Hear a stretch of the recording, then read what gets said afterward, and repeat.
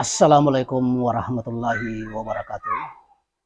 Polotus, kali ini kita akan membahas di video yang keempat, masih seputar tentang pikiran-pikiran kritis dari Guru Gembul, dan pikiran-pikiran kritis tersebut yang kadang mengarah kepada pikiran liar, yang bisa mencerahkan banyak orang, tapi juga di sisi lain bisa menyesatkan banyak orang. Ketika kita telaah episode-episode dari penyampaian-penyampaian video Guru Gembul yang hari ini sudah dalam episode yang 500 sekian, makanya ada banyak hal yang kontroversial. Memang Guru Gembul adalah sebuah hasanah, tapi di banyak pihak juga dianggap bisa menyesatkan umat, terutama umat Islam, karena Guru Gembul tampil dengan penampilan casing yang beragama Islam, dan bisa jadi Guru Gembul sendiri adalah dari kaum muslimin itu sendiri. Dalam beberapa video yang kita lihat, seperti di misalnya channel Benteng Akidah yang digambarkan oleh Ustadz Fahim, bahkan sampai-sampai mengatakan bahwa Guru Gembul atau Guru Gemblung itu harus beristighfar, harus bertobat, karena banyak dari ungkapan-ungkapan beliau atau video-video beliau itu yang bisa menyesatkan umat. Seperti itu.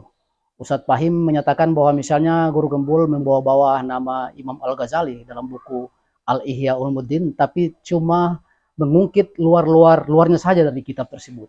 Tidak mengangkat intisari dari kitab Al-Ihya Ulumuddin yang dibawakan oleh Al-Ghazali yang ditulis pada tahun 1100 atau abad ke-11. Itu adalah beberapa hal. Tapi pada dasarnya pelotus yang berbahagia dimanapun berada, bahwa kita harus sadari bahwa Guru Gembul juga adalah sebuah hasanah yang harus kita ambil, adalah sebuah wacana yang bagaimana menyampaikan Islam dari sisi-sisi lain yang mungkin belum diungkapkan oleh banyak orang. Seperti itu.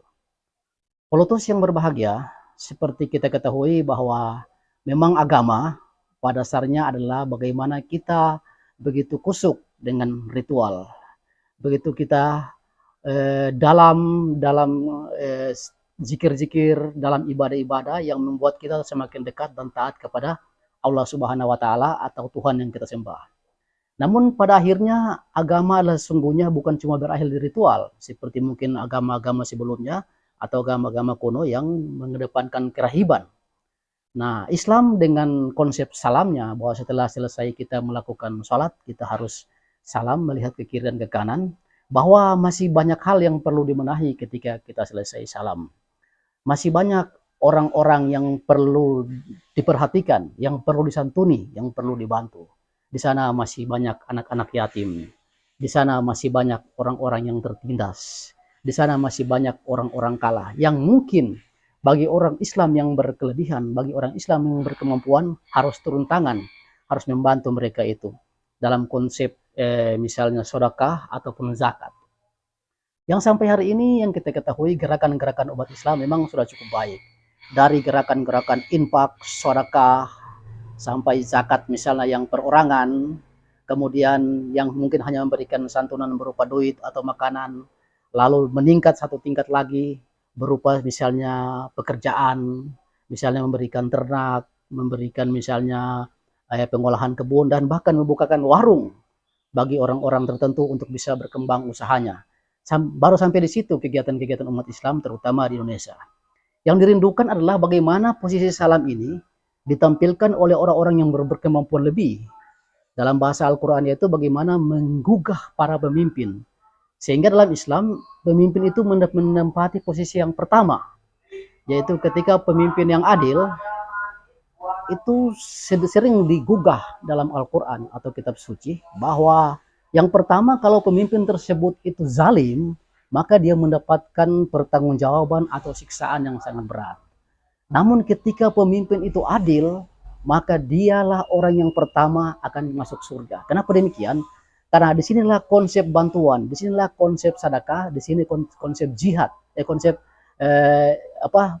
jihad dalam bentuk bagaimana mensejahterakan umat manusia dalam bentuk kebijakan seperti itu. Tadi yang pertama kita sudah katakan bahwa mungkin ada bantuan misalnya infak, sedekah dari orang perorangan, kemudian ditingkatkan lagi menjadi kelompok-kelompok bantuan, kegiatan-kegiatan usaha, misalnya peternakan, perkebunan, buka usaha warung dan sebagainya.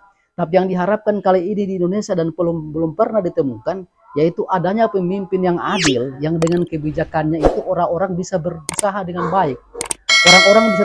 Orang-orang kecil tidak terintimidasi. Orang-orang kecil tidak dirampas haknya oleh orang-orang besar yang selama ini berlaku di berbagai negara dan mungkin di Indonesia. Itu yang diharapkan. Sehingga ketika tampilnya seorang pemimpin yang adil itu bisa mensejahterakan umat Islam dan umat dalam hal yang lebih besar lagi dalam waktu yang tidak terlalu lama. Itu. Jadi sesungguhnya agama Islam ini adalah agama kemanusiaan seperti yang dikatakan oleh Nurul Majid dalam bukunya Islam Agama Kemanusiaan. Nah, mungkin ini yang coba dibawakan oleh Guru Gembul, tapi dalam metode-metodenya itu mungkin keliru, sehingga seolah-olah penyampaian agama itu atau teks-teks agama itu cuma seperti cerita-cerita biasa yang disamakan dengan cerita-cerita agama kuno, kemudian cerita tentang Sun Hokong dan lain-lain seperti itu, sehingga ini bisa menyesatkan orang banyak. Seperti kita ketahui bahwa pemimpin-pemimpin adil yang pernah ada dalam umat Islam, yang pernah ada dalam agama Islam itu seperti Umar bin Khattab yang memerintah cuma 10 tahun lamanya, yaitu dari 634 sampai 644 Masehi bisa menyatukan begitu wilayah yang begitu besar, begitu luas. Dan itu cukup melegenda Umar bin Khattab. Selanjutnya pada periode generasi selanjutnya ada yang namanya Umar bin Abdul Aziz yang memerintah begitu sangat singkat, cuma 3 tahun. Bahkan beliau bisa mensejahterakan umat Islam dalam kekhalifahannya itu cuma dalam waktu 2,5 tahun. Itu. Jadi Umar bin Abdul Aziz memerintah pada tahun 717 Masehi sampai 720 Masehi. Jadi cuma 3 tahun. Dan beliau meninggal dalam usia yang sangat muda, usia 38 tahun, dan sebagai seorang kepala negara, sebagai seorang khalifah tidak mewariskan sedikit pun harta benda kepada keturunannya karena menganggap hak itu bukan hak dia. Ini sebuah contoh, ini sebuah tuntunan yang harus dicontoh oleh pemimpin-pemimpin saat ini. Jadi pada dasarnya umat Islam sudah pernah mencontohkan kebaikan, kemuliaan, bagaimana cara mengelola negara, bagaimana memimpin di masa lalu seperti itu. Jadi sesungguhnya agama itu bukan cuma kita masuk dengan kegiatan kita keseharian dengan Allah Subhanahu wa taala, dengan Tuhan kita sembah, tapi ada selanjutnya kita direpasi kemanusiaan. Nah, Guru Gembul ingin menyampaikan ini, bahwa ada masalah kemanusiaan, ada masalah kemiskinan, ada masalah keterbatasan, kebodohan, hak ekonomi dirampas. Cuma dalam banyak hal, ketika dia tidak berani mengangkat nas-nas agama secara tegas, sehingga seolah-olah nas-nas agama Al-Quran itu yang sudah begitu sangat baik, sudah begitu sangat jelas, seolah-olah hanya menjadi cerita-cerita biasa. Nah, ini yang berbahaya, yang disangkal oleh beberapa orang termasuk Ustadz Fahim dalam videonya Benteng Akidah, seperti itu. Nah, karena itu dalam video kali ini kita mengangkat judul tentang ketika agama tidak lagi sakral.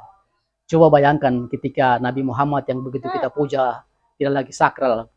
Allah Subhanahu wa taala yang kita sembah tidak lagi sakral. Al-Qur'an yang begitu syahdu tidak lagi sakral. Maka agama ini akan terdistorsi. Nah, ini yang diragukan oleh banyak kalangan. Sehingga semua pikiran-pikiran liar dari Guru Gembul itu harus kita bicarakan ulang, harus kita sampaikan ulang. Mungkin demikianlah penyampaian kali ini pada video keempat tentang bagaimana kita menangani ulasan-ulasan dan pikiran-pikiran Guru Gembul. Semoga bermanfaat. Billahi taufiq wal hidayah. Wassalamualaikum warahmatullahi wabarakatuh.